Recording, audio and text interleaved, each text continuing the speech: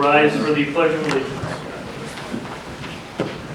I pledge allegiance to the flag of the United States of America and to the republic for which it stands, one nation, under God, indivisible, with liberty and justice for all. Roll call, Sue. Councilmember Groves, absent. Councilmember Chambers, absent. Councilmember Salzweedl. Here.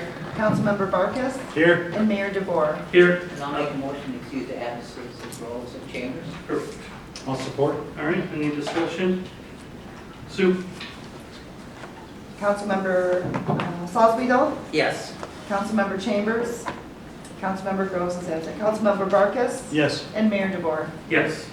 All right, for the consent agenda, it's been asked by Marty, who's our representative on the 425 agreement, to table the water and sewer connection request until he can be here, because he has additional input, if we're all okay with that. I let them know. Okay, perfect. All right, and it doesn't look like John and Colleen are here anymore. No, they're All not right, so we're going to remove item B.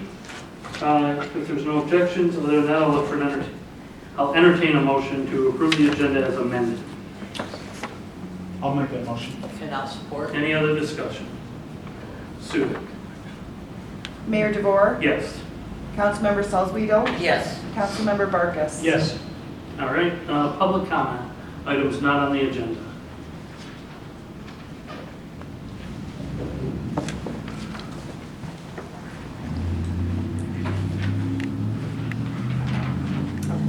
My name is Jody Horton. I live at 514 North Monroe, Lowell, Michigan. Earlier this year, Lowell City Council approved placing a temporary barrier at Riverside and Elm to prevent vehicles from driving north on Riverside from Main Street. Residents on the street had stated concerns about the volume and speed of traffic on their road. The barriers went up. I don't know whose brilliant idea this was or why it was approved. Apparently, the barrier came down in October and residents of Riverside complained. In fact, a poll was taken and 21 of the 24 residents wanted the barrier restored. The whole reason boiled down to the fact that people were speeding and residents didn't like it. For some reason, the council once again agreed to replace the barrier despite the wise counsel of Councilmember Jim Salzweedl, that the council was setting a precedent in allowing residents to dictate the restriction of traffic on their road.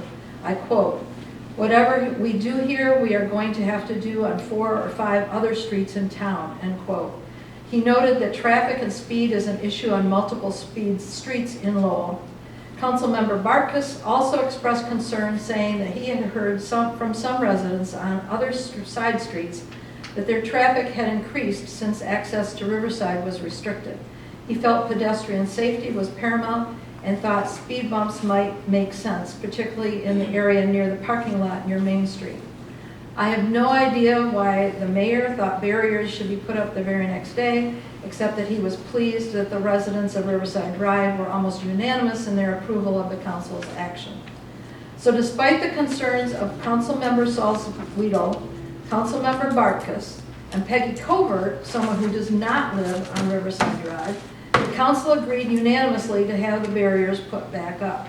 This makes no logical sense to me. Then the decision was made to install 2 stop signs on North Monroe in an effort to decrease speeding on this street.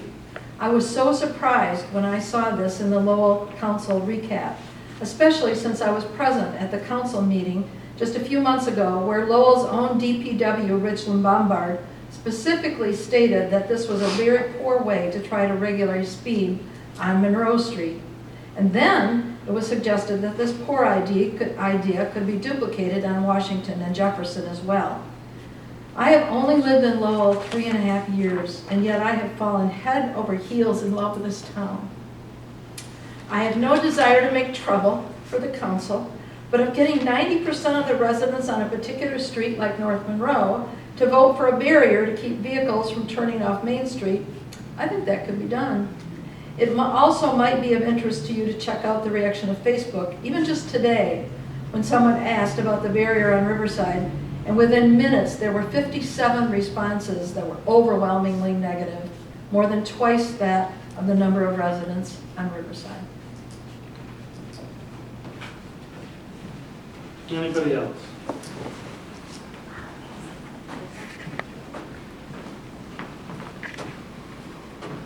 Tonya North, 1040 Lincoln Lake. I wanted to add to that. I think most of you have probably seen my comments on it, so I don't need to reiterate what she so wisely was able to do. But it did become obvious with Christmas through Lowell, perhaps some things that haven't been stated. Given my condition, my husband gets to drive me down to the store.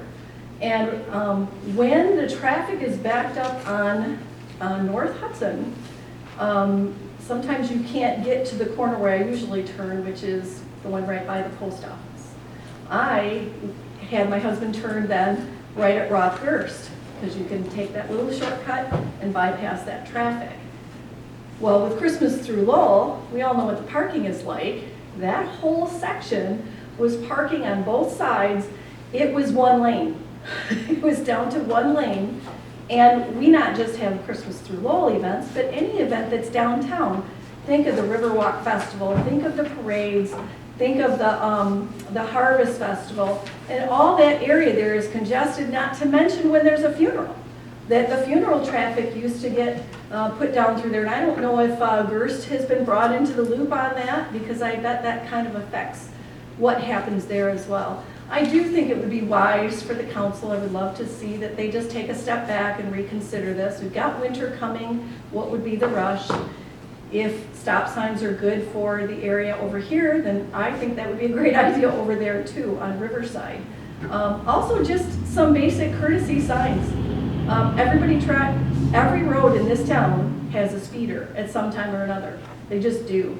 And when you're cutting off that traffic that typically would go to the light and down, and you eliminate that ability for them to go all the way up that way, you're just changing the problem from more traffic at this corner light, which takes traffic in all directions, or the other problem where people are coming out right there at Rothgurst are coming into that same busy traffic at that time.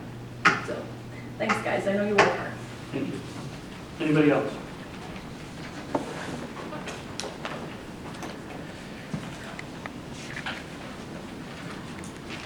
Perry Beecham, 924 Riverside, so I do live on Riverside.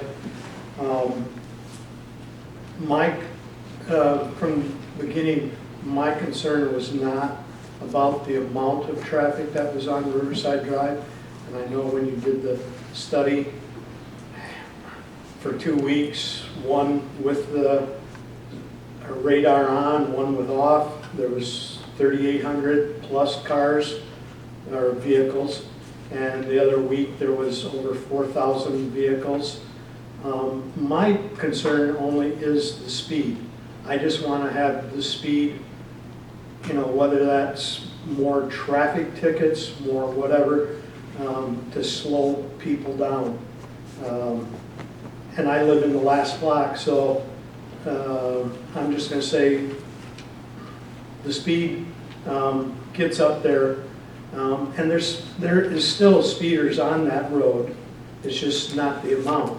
If you want to look at percentages, again, I was sitting in this weekend, and a car I felt was going excessive speed, touched its brake at the stop sign and just continued on. Never really slowed down at all. And I don't believe you can tell me the difference. I never saw the traffic monitor on Riverside after the first go around of putting the barrier in, so I don't know if you can actually tell me any statistics of what it did reduce, the amount of traffic that it reduced it down to. Again, for a lot of people, it was on Riverside, and I don't believe that it was the amount of cars, it was the amount of cars that were speeding.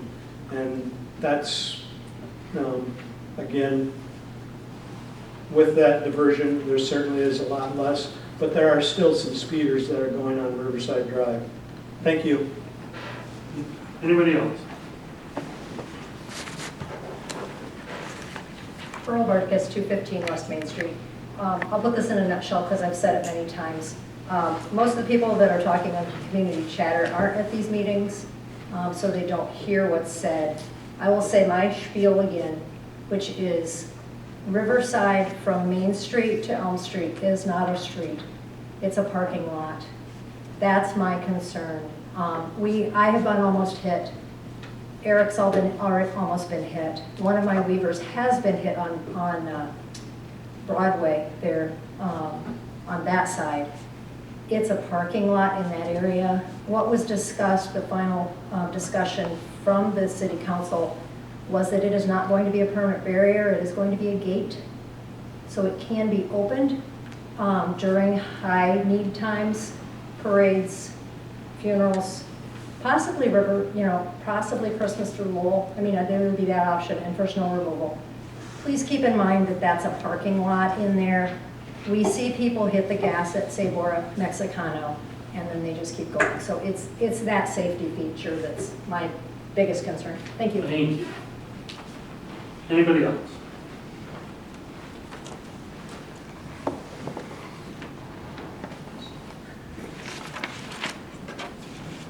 Hi, Kimball DeLuey, 810 Riverside.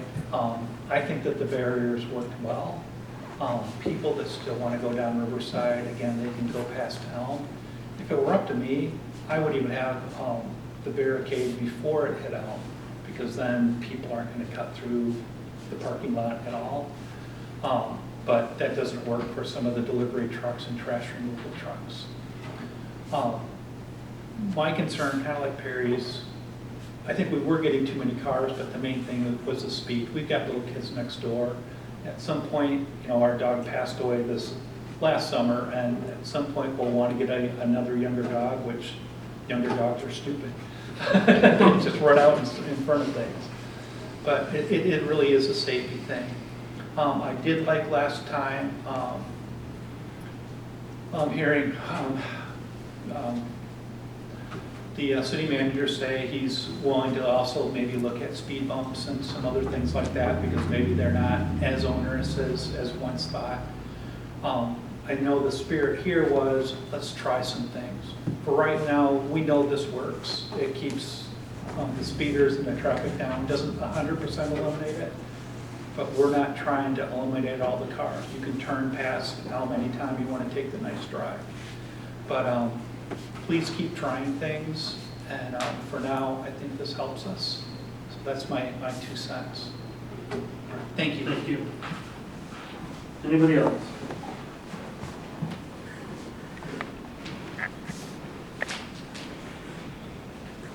My name's Annette Ritzman. I live at 525 North Hudson Street.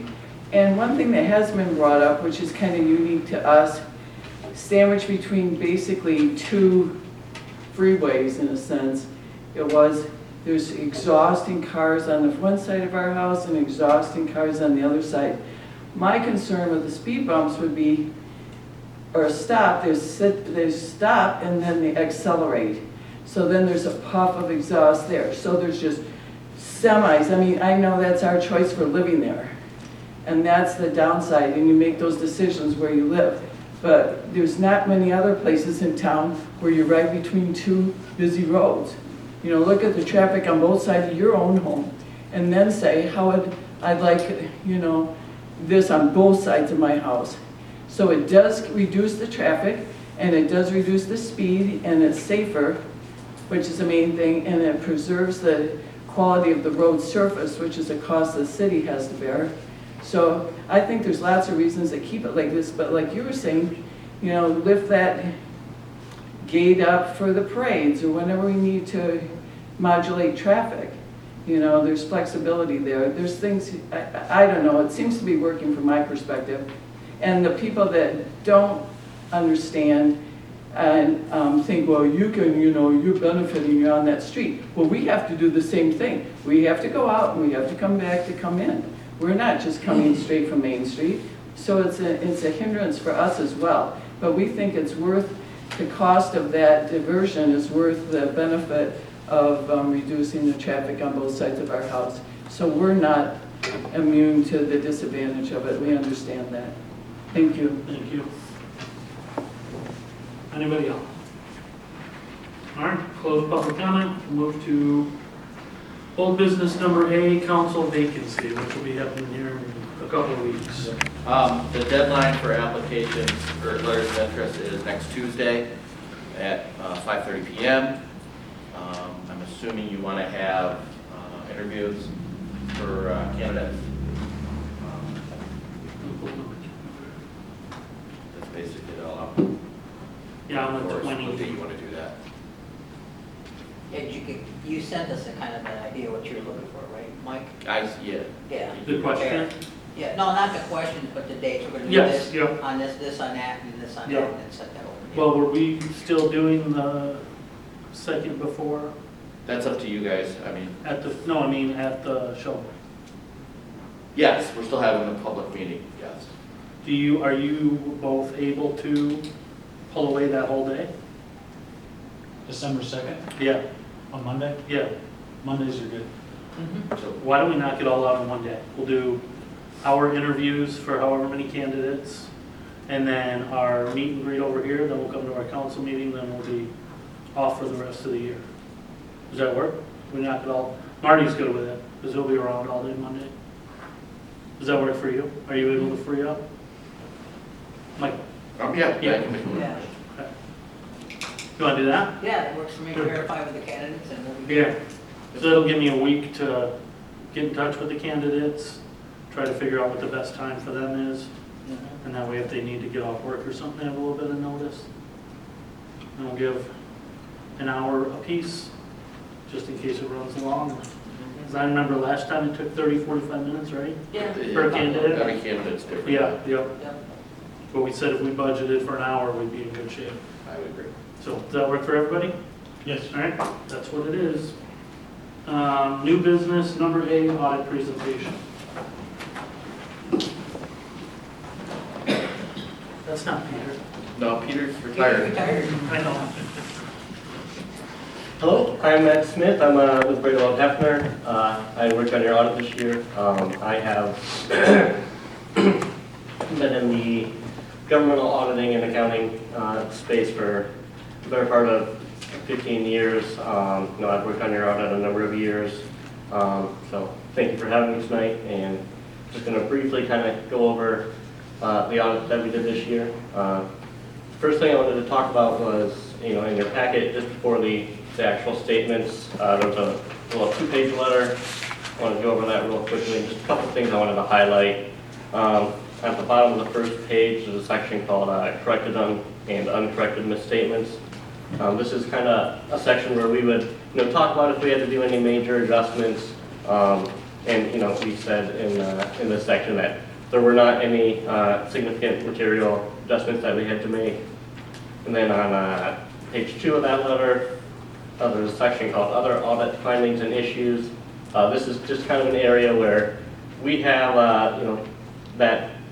that space to, mention any comments, any areas of suggestion that we came across to possibly improve your operations. And there, many of our audits, we have a number of things that we put on there just to kind of make things more efficient, do best practices, but we did not have anything that we felt that we needed to put into that letter this year.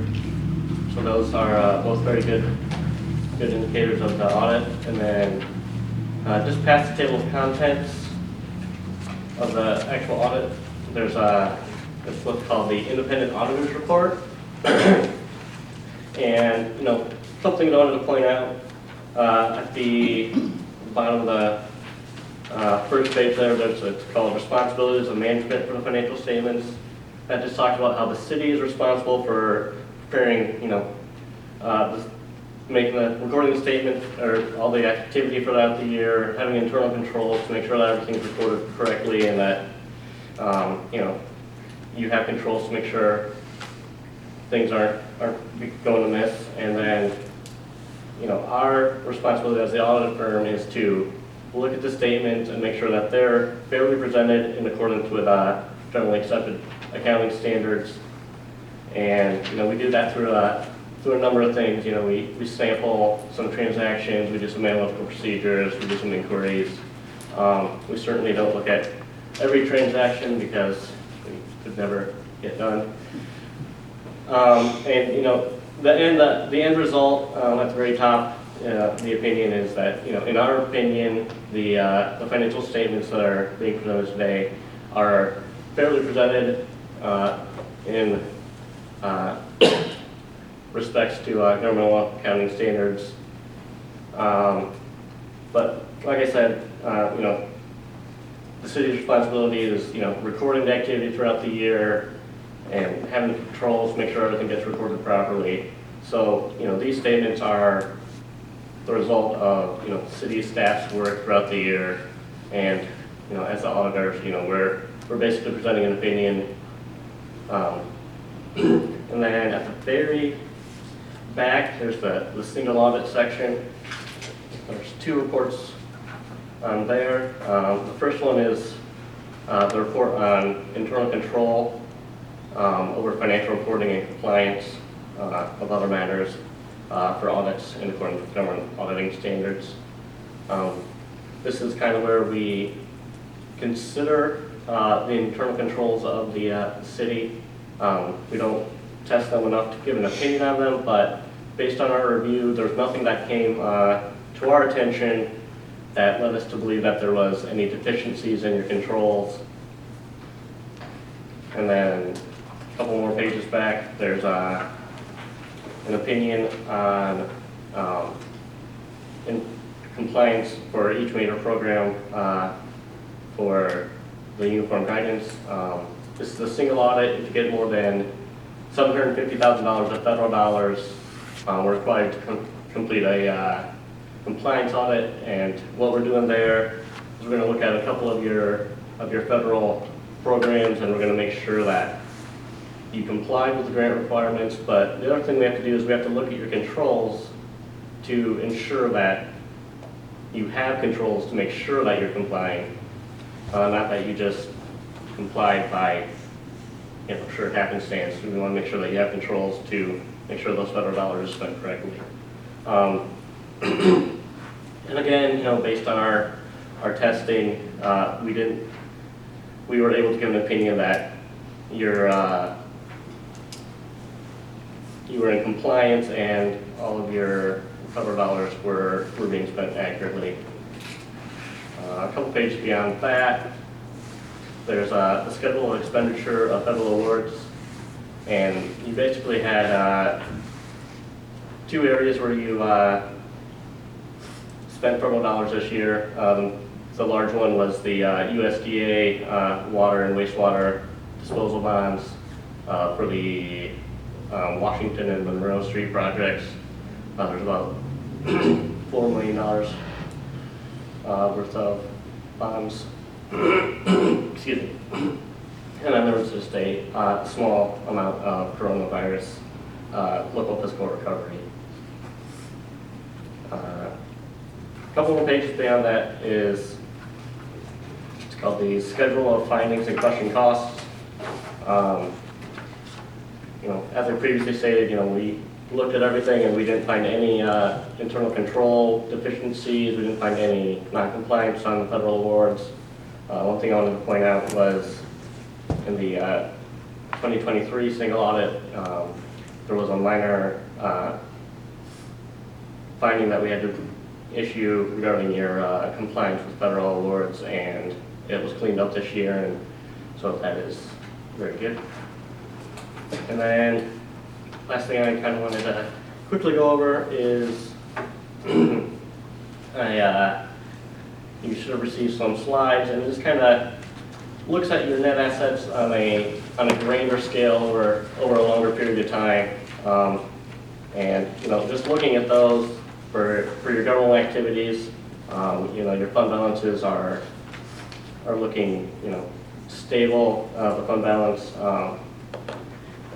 you know, in 2022, 2023, there was a drop in the invested in capital assets, and I believe that was the showboat getting transferred over.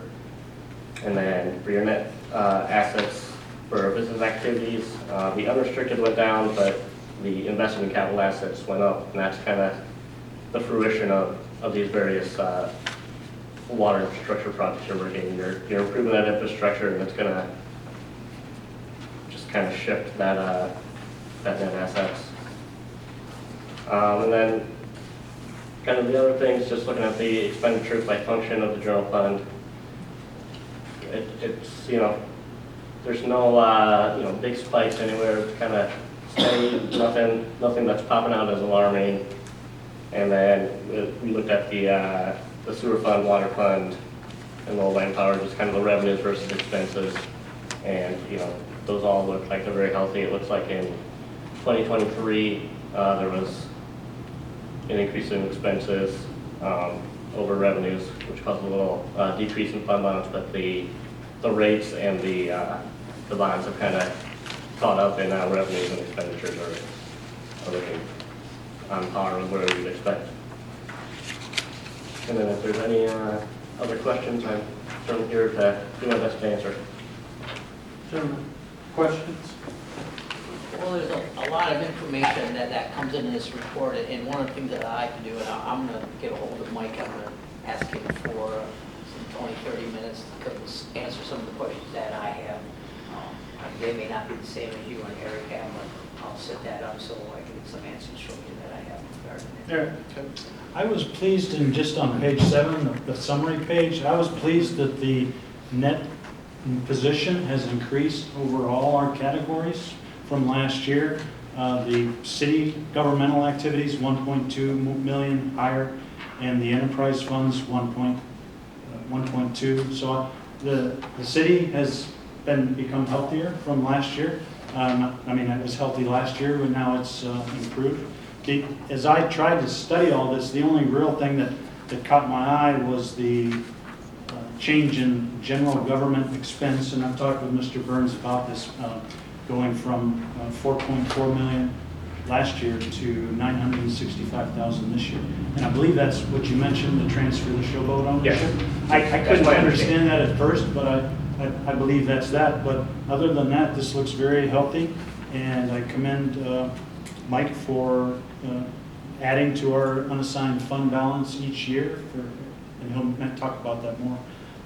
Our cash reserves, we're in a good shape. So, thank you. Good. Anything, Mike? No, I mean, this is the only thing, this is the first year, like, they usually find a little thing that we have to work and improve on. This year, we didn't find anything, so. Rich, anything? No, Matt's my former treasurer from Douglas, by the way, and he's a great treasurer. All right, we'll move on then. Thank you. Thank you. Appreciate it. Thanks, Matt. Washington Street stop sign. Mike? Following up our discussion from the last council meeting regarding the stop signs on Monroe Street, several council members expressed concerns that adding stop signs on Monroe can increase traffic on Washington. Over the past 2 weeks, staff has reviewed this concern. To help mitigate potential issues, we recommend adding a stop sign on Washington at North Street, which is located midway between Main and Fremont. Currently, there are no stop signs on this section of Washington Street. I've discussed this recommendation with the police chief, and he agrees that placing a stop sign at the location. We hope this will address the concerns raised by council and Washington Street residents. As a reminder, traffic control orders are not issued by staff and require council approval. Recommend this Lowell City Council approve the placement of a stop sign on Washington at North Street. Discussion, question, comments, concern. It's a two-way stop today. I don't have a feeling one way or the other about the stop sign there. I do, however, have, and I'll be addressing later after Jefferson. I'm not sure stop signs are the best idea for that because of the truck route and Jake braking and more noise and more takeoff and everything I said, and the amount of new children that are now on that street. We're not talking about that, but I'd rather see more patrol in that than anything else. Any other questions, comments? And then I'll look for a motion to approve the stop sign placement at Washington and North. I'll make that motion. And I'll support. Any other discussion? Sue? Mayor DeVore, Yeah. Councilmember Salzweedl, Yes. Councilmember Barkus, Yes. All right, last one, fund balance request. The audit found that we added approximately $160,000 to our general fund reserves. bringing our unassigned fund balance to $1,604,825. This represents a fund balance of about 37%, which is a very healthy position. Every year during my tenure as city manager, we have added to our fund balance at the end of each fiscal year. We are diligent in our budgeting, preparing for worst-case scenarios, and remaining conservative to avoid exceeding our budget. With this $160,000, I propose allocating funds to support a few key needs. First, I recommend setting aside additional funds for Ware Road. 2 fiscal years ago, we reserved $100,000 for Ware Road. Last year, we used $30,000 of this for PFAS-related issues at the site. This year, we budgeted $250,000 for the next phase of testing required by Eagle, and we still need to reserve an additional $250,000 for continuing testing next fiscal year. Combining this with the remaining $70,000 would allow us to meet these obligations without impacting revenue needed for other city needs. I would also like to consider a $25,000 contribution to our fire capital fund.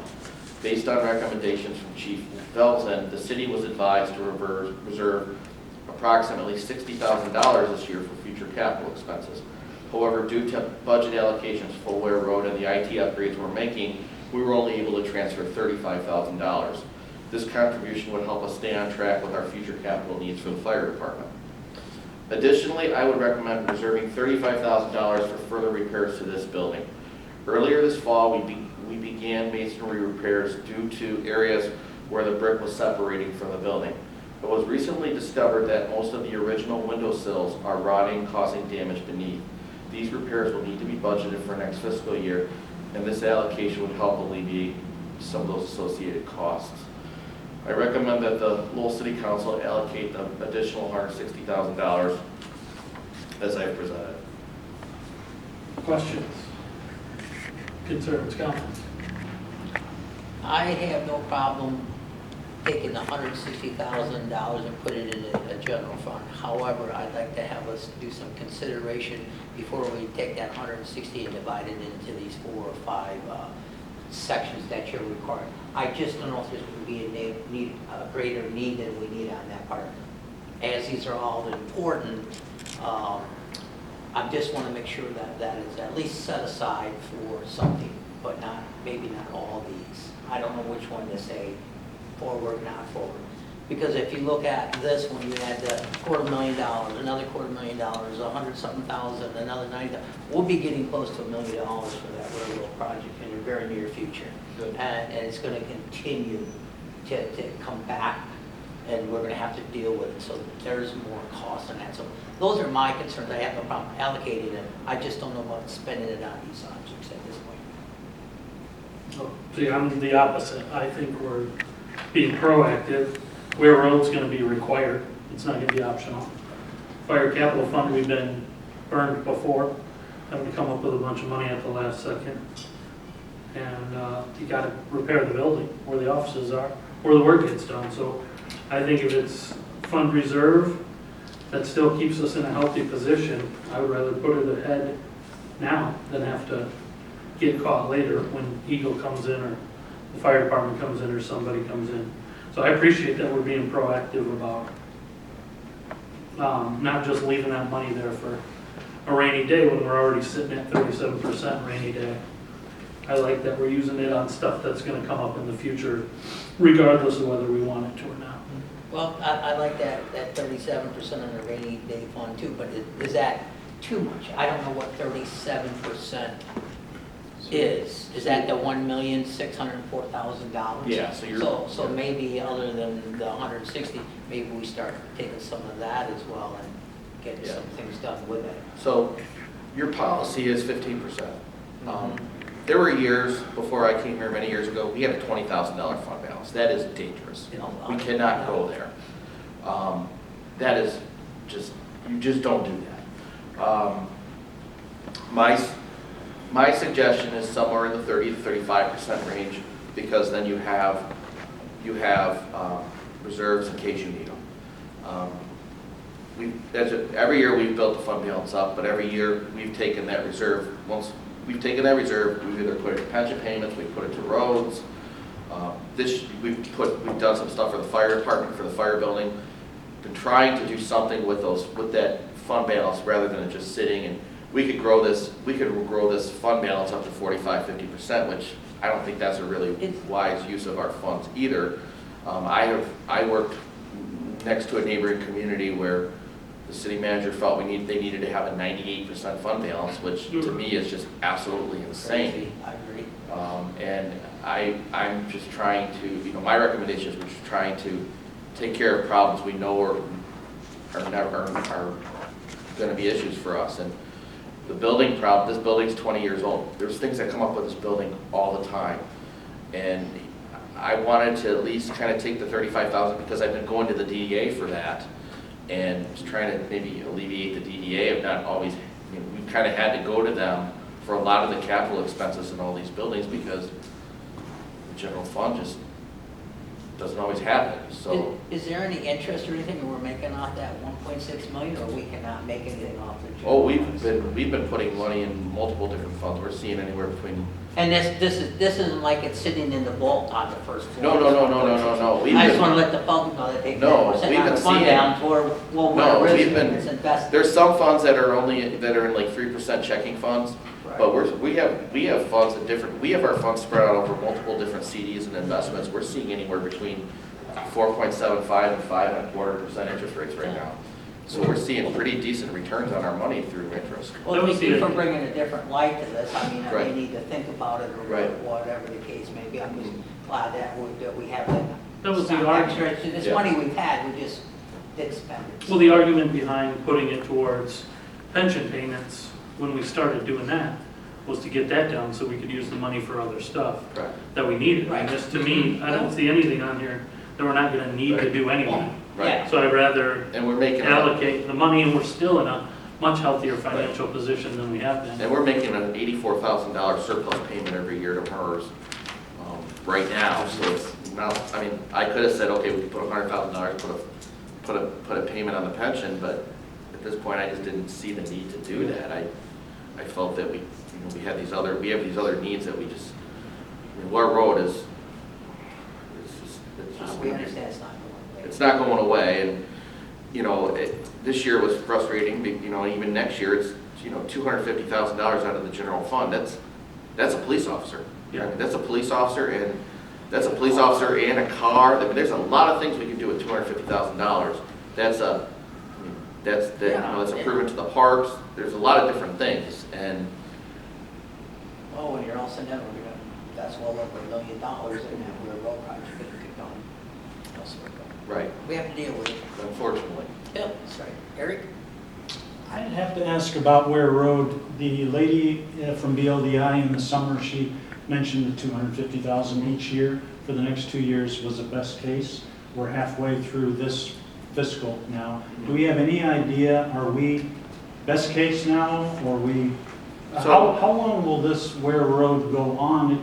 If this was a private company, we'd be bankrupt, I mean, Right. these kind of fees, so. So right now, they've conducted the first phase of testing, I want to say in October, so we haven't gotten the results yet. But we're determining whether or not everything migrated off the site. Once they make that determination, if it migrated or not, then Eagle's going to tell us our next step. We had to do it over 2 phases. So we're doing the first phase. We did the first phase this fall. We're going to do the second phase probably July 1 next year, right when the beginning of the fiscal year starts. So we can get that expedited, and then Eagle will tell us then what we have to do next. The $250,000 fees, those are for sure's? They're budgeted. They're budgeted. That's budgeted this year, and it will have to be budgeted next year. Thank you. Which I think 160 of that is a pretty good Right. proactive chunk. Right. And, More than that. and I have 70 now. I mean, I technically just take the 160 and or the 100 and the 70, count that towards next year, and then if I have other needs in the general fund budget, we can address those as well. Just use 170,000 out of the fund balance that we're proposing to address those needs. Yeah, and even this is 30% of it, so I'd rather be 30% ahead than have Eagle come in and say, hey, it's going to be more, and now we're screwed. So Based on how you guys educated me tonight and how my thinking has changed a little bit, I'll go ahead and make a motion to approve the fund balance that Mike has requested for you. I'll support. All right, we'll go to a vote. Any other discussion before we vote? Okay, Sue? Councilmember Salzweedl, Yes. Councilmember Barkus, Yes. and Mayor DeVore. Yes. All right, when do we go? Only Lion Packer games are the only time we Yeah, I I know. ever fight. All right, board and commission reports, Eric. I have nothing, this is, my meetings are coming up. Jim? I met with Lowell Power. I mean, I don't know how you can do this, but go 99.9999999 and finally get to an 8. I might be 10 removed. They had one outage the last month, which was due to a squirrel. And they found the carcass. So it was proven it was a squirrel. And I think they were out for 15 minutes, so that is phenomenal. And they were right on the spot. Also, and I don't know, I'm sorry, I'm going to mess up his last name, Mark. Mark Rowe? He celebrated his 25th year at Lowell Power. So if you see Mark, tell him congratulations on 25 years. Yep. Is that it? Yeah. Yep, all right, I Oh, fired. no, wait a minute, we do have this last one. LCTV is meeting December 11th at 7 p.m. at 7 but just the beginning of the LCT fund grants, and sometime in February they'll be determined. So you'll start hearing that on a regular basis. Good. Jim? Uh, I think it's 5:30. Oh, 5:30? Yeah. Oh, I was hoping it was 7. I'll say 5:30. I'm gonna write that down. I know, I'll get an official thing from Susie, and that's it.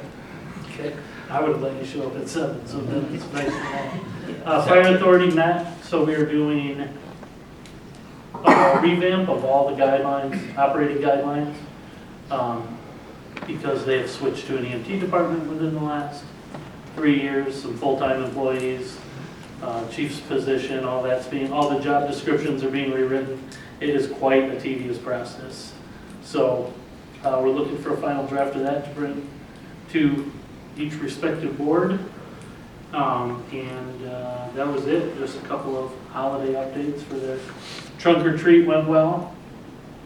And then we have the Christmas banquet coming up. So that's all I have. Any budget or monthly report discussion, question? City manager's report. Couple of items.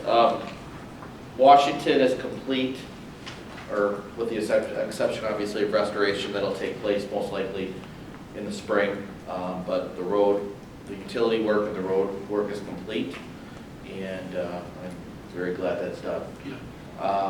We were supposed to do the parking lot over here today, fix that issue in the parking lot. We notified all the businesses, everyone over there, that they were going to do the work today. For some unknown reason, they didn't show up today. They claimed it was weather, however, it didn't rain. And so I did share my frustration with Williams and Works about that, and I did get a couple of complaints from some businesses, and they're valid because I'm not happy with it. So I've shared my frustrations with Williams and Works about that. The police chief search. We have finalized the list of candidates to 2 candidates.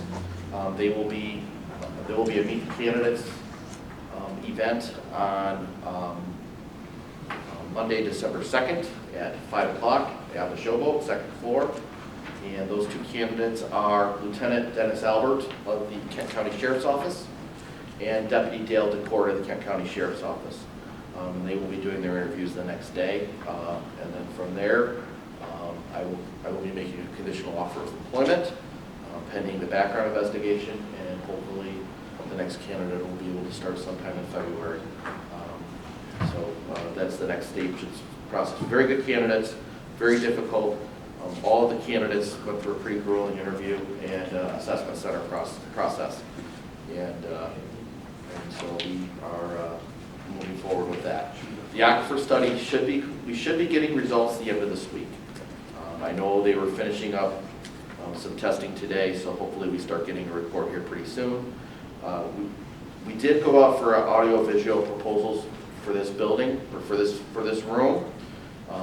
We did not receive any proposals back. And we sent it out, I believe 6 companies received the proposal, and then we did a public notification. I know Rich is working with a couple of them. They still might be submitting something after the fact. It was more of a timeliness issue. But hopefully have something to bring to you and the DDA here in the very near future. We did order the countdown clock, so they should be coming very soon. And then, I'm so excited. and then lastly, the letters to the residents with their unknown and lead lines went out, and I believe the website's been updated, Rich? Not yet. It hasn't been, we're in the process of that, so that's all I have. Cool. Does it have a buzzer on it? Yes. It does. Excellent. Go ahead. A couple things. Rich, on Wednesday this week, I'm meeting with a contractor about the AV for the boat. If you don't get enough interest, let me know, and I'll be more than happy to share. It's not the same contact you've had, Spiced Electric. Okay, They good. have a whole division that does that part of it, so I'll be meeting with Russ on Wednesday and see if you guys, you're welcome to stop by at 2:30 and get introduced if you want to. It's 2:30 Wednesday, just FYI. And then Mike, on your report on Washington Street, I was fortunate enough to do some walking on it this weekend. I did notice on some of the turns, I'm a little concerned that the concrete is already cracked. It's not formed hard seal. I wrote it down, and it's unfortunately it's at home, exactly what corners they are, but I noticed that, and I'm just thinking the first heavy rain we have and frost is going to push that up and cause that. So I know you did a walkthrough on that. We have a walk through Washington. Yeah, I so- mean, I walked probably 4 blocks of it. You can see it around the turns Okay. on that part of it, and then a little concern regarding that too. Although we didn't get all new gutters, there's some gutters that are pretty well beat up, and I could just see water getting into the asphalt and causing more cracks and heaving as well too. Just Okay. FYI, just Okay. as I was walking. And I'm not an expert on that kind of stuff, but I just think that's a potential to happen. So Okay. regarding your report, that's it. All right. Yeah. Anything else for Mike? Nothing for appointments. How about some council comments, Eric? Top of my mind is Christmas through Lowell this past weekend was fantastic. I've never seen more positive energy in the city than this weekend. We've been here eight years in the city and 27 in the township, and I just want to commend the Chamber of Commerce for putting on this event and for all of the vendors and all of the people that took. I think everyone in the county was here this weekend, so I'm really excited and glad to be part of such a vibrant community. I want to just address this Riverside Drive. It is complicated. I want to be fair to all the residents. I want to implement something that we can use in other locations if other locations get as severe as Riverside Drive was, the 4,000 cars a day, that I saw it. It was just crazy. And I think that people that live in all the other neighborhoods have no idea the amount of cars and the speed that the people were doing there. So I think this solution is a viable one that we've done. There's probably others that might work. Let me just finish and then the mayor can. So I do understand the people that use it to bypass Hudson, but they did the same thing years ago at Lincoln Lake for probably the same reasons. I don't think we should penalize the people on Riverside, or I don't think this turn light should penalize the people on Riverside for just having a freeway. I've said that before. So we do hear you, both the residents on Riverside and all the other